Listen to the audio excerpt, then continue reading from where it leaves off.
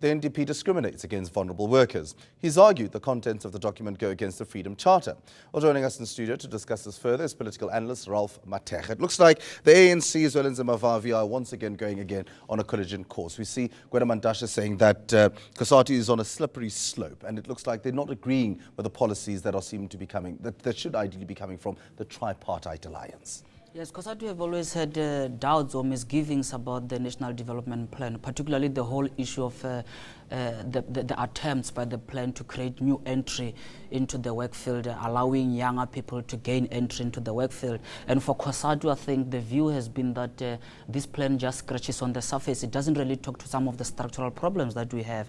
And in the past few months, we have seen almost a political consensus around the plan, around Mangaung conference. But I thought that they would have settled the issue, because President Jacob Zuma said that the political discussions are done around it. But it looks as if COSATU now, they are much more determined to raise issues around it. Did they not play a role in this entire National Development Plan? Because on the onset, when Minister Trevor Manuel was put in to try to set up a team to get together people that he could work with to put this together, they must have spoken to the unions, and they must have played a role. Why now is it that when now what needs to be steamrolled into government and put into place, it seems that COSATU is now taking a back step? I believe that they've played a role. This is not a plan that was just developed by the bureaucrats. It's a plan that I think was developed out of a much more wider platform through the commission. And there are some of the individuals who you could say are involved with COSATU, and they're also sitting as commissioners on the as the commissioners on the National Development Commission.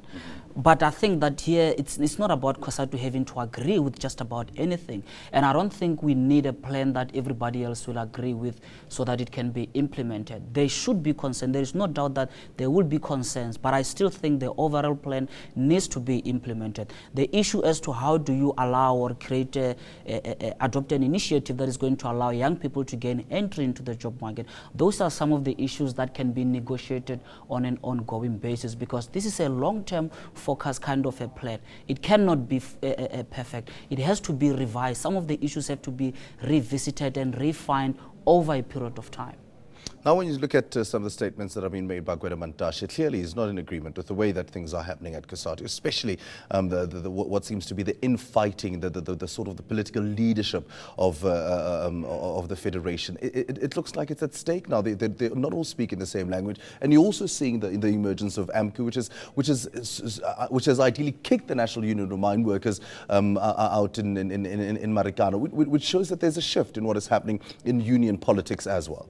Certainly, since the wildcard strikes last year, we have seen the unions almost losing ground with the workers, and I think their legitimacy have been questioned.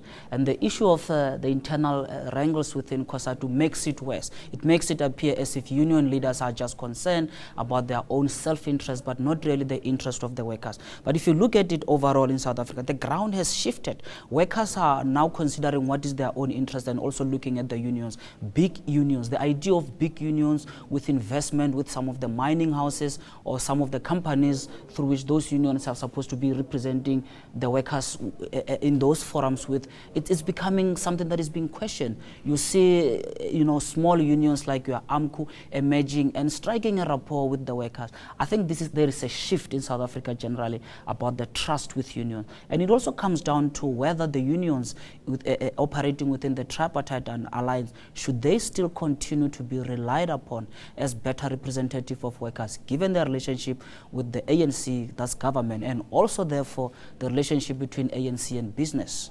Question is, though, then, is this a good thing or bad thing for South African politics? I mean, ideally the playing field has now been widely open in terms of, as you say, some of the things that are happening within the unions, the sort of shift that is moving away from newer unions, more concerned with workers as opposed to the political alliances and affiliates, and ideally trying to protect the workers. Does this mean and bode well for South African politics in general, and also that sort of dialogue that needs to take place? Union leaders have maintained that this is it makes workers vulnerable, it exposes workers workers to maybe the whims of business, where unions are not in unity. But I think it's a good thing, and I think there need to be a conversation. There is definitely a shift in the interest in South Africa's economy, and if we consider that there is such kind of a shift, you have the government that is supporting business as well, or creating environment for business. That itself poses a shift in terms of the relations, and there need to be a conversation happening from below so that the unions can better reposition themselves as representatives of the workers.